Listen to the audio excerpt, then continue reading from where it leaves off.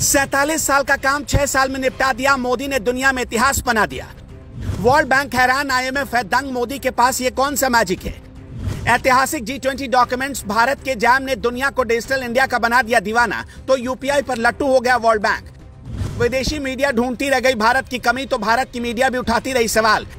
निंदक निये राखिए वाला फॉर्मूला अपनाया, दुनिया के सामने मोदी ने लिख दिया स्वर्णिम इतिहास। तारीफ पर तारीफ, तारीफ पर तारीफ, तारीफ पर तारीफ। बाइडेन कर रहे थे तारीफ, ओलाफ स्कॉल्ज कर रहे थे तारीफ, एंथनी एल्बनीज कर रहे थे तारीफ, मैक्रो कर रहे थे तारीफ, सरगई लावरेव भी तारीफों की पुल बांध रहे थे। और तो और शेख भी कर रहे थे तारीफ और शेख हसीना भी कर रही थी तारीफ। मोदी ने यह सब कैसे किया? जनधन बैंक खाते, आधार और मोबाइल फोन। जब प्रधानमंत्री नरेंद्र मोदी भारत में जनधन बैंक अकाउंट खुलवा रहे थे तो विपक्ष हंसा।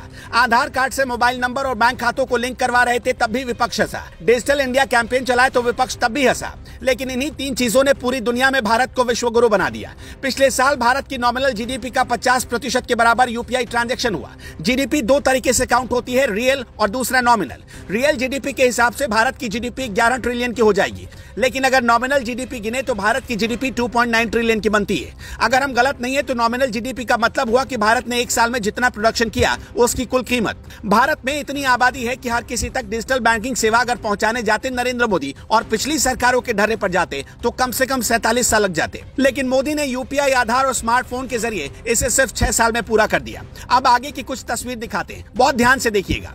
एनवीडिया दुनिया की सबसे छठी बड़ी कंपनी है। शेयर बाजार में इसकी कीमत $1 ट्रिलियन से ज्यादा यानी कि 42 लाख करोड़ रुपए। ये कंपनी एलन मस्क की टेस्ला, मार्क जकरबर्ग की मेटा से आगे है। आर्टिफिशियल इंटेलिजेंस और सेमीकंडक्टर की दुनिया में ये सबसे आगे है। मोदी के साथ जिस शख्स को आप खड़े हुए देख रहे हैं वो एनवीडिया के CEO जेनसेन हुआंग। G20 की मीटिंग से पहले जब सारे मेहमान आ रहे थे उसी दौरान जेनसेन हुआंग भी भारत आए थे। G20 से ठीक पहले प्रधानमंत्री मोदी से मिले, उसके बाद टाटा और रिलायंस से मिलकर काम करने का फैसला किया। G20 की बैठक से जेनसेन हुआंग का कोई लेना देना नहीं था, लेकिन इसी बीच भारत ने यह उपलब्धि हासिल की और एनवीडिया ने रिलायंस और टाटा के साथ मिलकर एक बड़ी डील साइन की। लेकिन यह उपलब्धि आपको किसी ने नहीं दिखाई। डील में तय हुआ कि TCS के 60,000 प्रोफेशनल को ट्रेनिंग दी जाएगी। रिलायंस के साथ मिलकर भारत में आर्टिफिशियल इंटेलिजेंस इंफ्रास्ट्रक्चर का निर्माण किया जाएगा। आप सोच कर देखिए कि मोदी के नेतृत्व में हमारे देश के बिजनेस टाइकून कितनी दूर की सोच पा रहे हैं।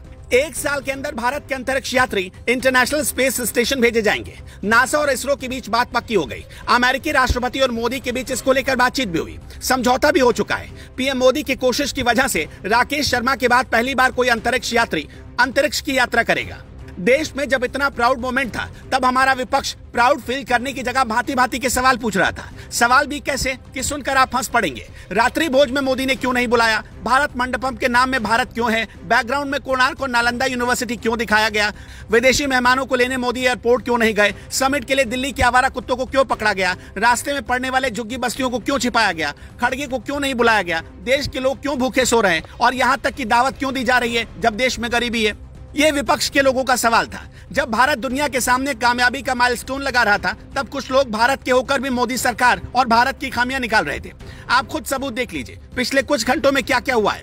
अरुंधति रॉय अल जजीरा चैनल पर बता रही थी कि भारत में मुसलमानों के साथ ठीक नहीं हो रहा, फिर भी मुस्लिम देश खामोश होकर भारत में भोज खा रहे हैं। राणा अयूब ने अमेरिका के किसी चैनल पर कहा कि मोदी भारत को हिंदू राष्ट्र बना रहे, इसलिए G20 में सब कुछ हिंदू नामों से मिलता जुलता हुआ है। कविता कृष्णन फ्रांस के फ्रेंच 24 नाम के चैनल पर सवाल उठा रही थी कि मोदी ने यूरोप और अमेरिका के खिलाफ जाकर रूस से कच्चा तेल खरीदा, कि मोदी सरकार पर प्रतिबंध लगाने के बजाय यूरोप और अमेरिका सिर्फ आर्थिक हितों के कारण भारत और मोदी को गले लगा रहे हैं। इधर 52 साल वाले युवराज राहुल गांधी ब्रसेल्स में वैसे संगठनों के साथ बैठक में शामिल थे जो भारत विरोधी प्रदर्शनों में शामिल रहते हैं, जिनके ताल्लुकात चीन और पाकिस्तान की खुफिया एजेंसी से हैं।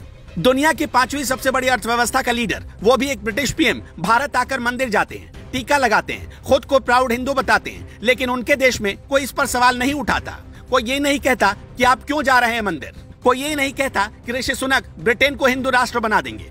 लेकिन सोच कर देखिए कि आज अगर मोदी ने ऐसा कर दिया होता तो पूरी मीडिया क्या कह रही होती।